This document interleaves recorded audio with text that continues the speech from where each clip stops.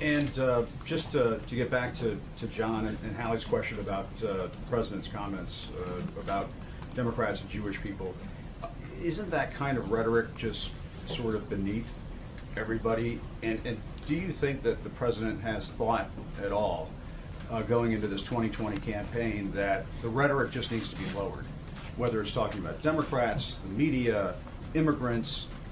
Or should we just plan on hearing the president use the same kind of language that we heard in 2016 and all through the first couple of years of this administration?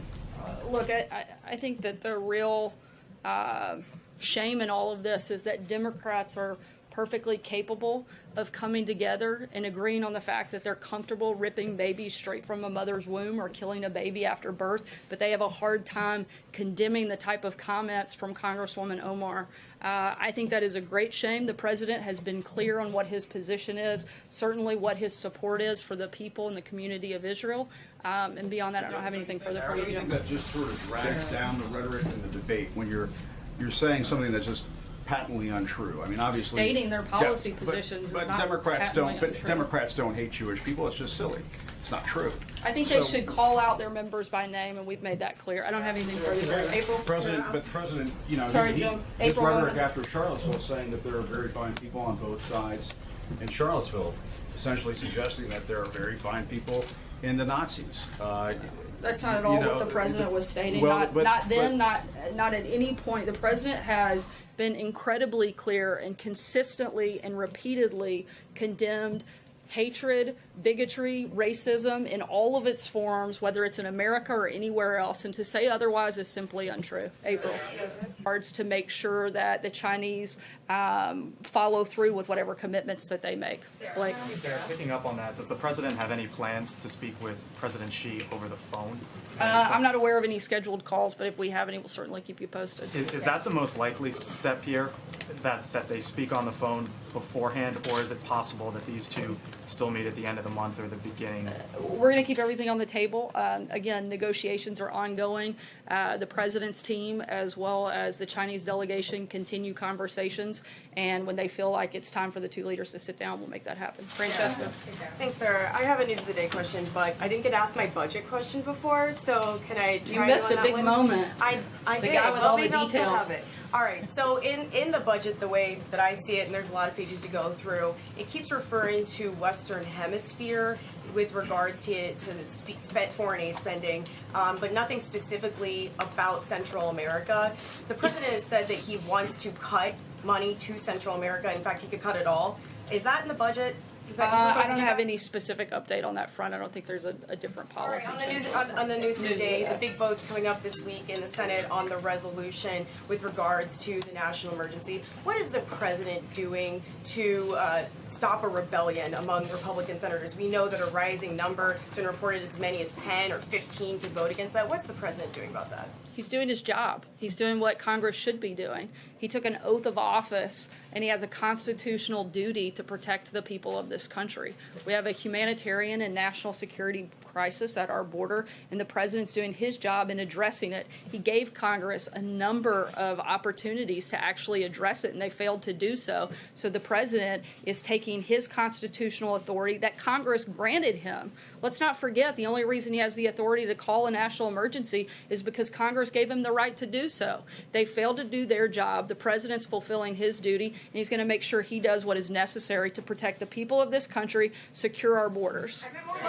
Calls or meetings that he might be taking with senators who he believes could be voting for that resolution. Certainly, we talk to a number of members every single day, certainly at the presidential and the staff level, and we're going to continue to engage with them in this process. Sarah? Sarah, what is the administration specifically doing to look into Secretary Acosta's role in the secret plea deal for Jeffrey Epstein? Does the president have any misgivings about the role that this top official played in this deal? That's currently under review. Because of that, I can't get into a lot of specifics, but we're certainly looking at it. Any timeline for that review, sir? I'm not aware of a specific timeline. So I have a question for you, but I also have a follow-up to a colleague because I didn't hear you actually answer the question. So yes or no, does the president truly believe that Democrats hate Jews? I am not going to comment on a potentially leaked document. I can tell you what I can tell Does you. he think Democrats hate Jewish people, as he said on the South I Lawn? think that they've had a Democrats- lot of opportunities over the last few weeks to But I'm asking condemn about the some president abhorrent comments. specifically. I'm trying to answer you. If you'd stop talking, I'll finish my statement. Yes, sir. The president has had and laid out clearly his position on this matter. Democrats have had a number of opportunities to condemn specific comments and have refused to do that. That's a question, frankly, I think you should ask Democrats what their position is, since they're unwilling to call this what it is and call it out by name and take actual action against members who have done things like this, like the Republicans have done when they had the same So I opportunity. want to ask about Paul Manafort, but I just want to be very clear. You're not answering the question. Is there a reason? I believe I answered it twice. You didn't say yes or no. Does he really believe Democrats hate Jews? I'm just trying to get a sense of that. I think that's a question you ought to ask the Democrats. Let me ask you about Paul Manafort. Obviously Paul Manafort goes for the second half of the sentencing this week. Why hasn't the president ruled out a pardon for Paul Manafort? The president has made his position on that clear, and he'll make a decision when he's ready. Stephen? On pardons, last week the president tweeted that Michael Cohen, quote, directly asked me for a pardon. When did that happen? Was that when was Cohen here at the White House and came into the Oval Office and asked the president for a pardon? Did it happen on the phone? Do you have a date? Do we know when that I'm happened? not going to get into specifics of things that are currently under review by the Oversight Committee and other committees. What I can tell you is that Cohen's own attorney stated and contradicted his client when he said that he was aware that those conversations had taken place. We know that Michael Cohen lied to Congress prior to his testimony most recently, and we know that he's lied at least twice in that hearing. I think that it's time to stop giving him a platform, let him go on to serve his time, and let's move forward with matters of the One country. budget question, just to put it on the record, because a lot of people in the country want to know, is there anything in the president's 2020 budget request that has Mexico paying for the wall? As the president has stated a number of times through the USMCA trade deal that we look forward to getting passed soon, that'll be part of how that takes place. John? Thank you, Sarah. Two brief questions. Following up on John's personnel question, does the president have full confidence in Secretary Acosta, or is the Labor Secretary possibly leaving? I'm not aware of any personnel changes, but again, those things are currently under review. When we have an update, I'll let you know. The other question is the president in discussion about signing an executive order to undo Executive Order 13166, President Clinton's executive order? I was going to say, I hope you tell me what that one is. Yeah. President Clinton's executive order 19 years ago requiring multiple languages. A new executive order, I am told, would make English the official language in government. I'm not aware of a specific executive order that's been drafted, but that is the position of the White House. Jim?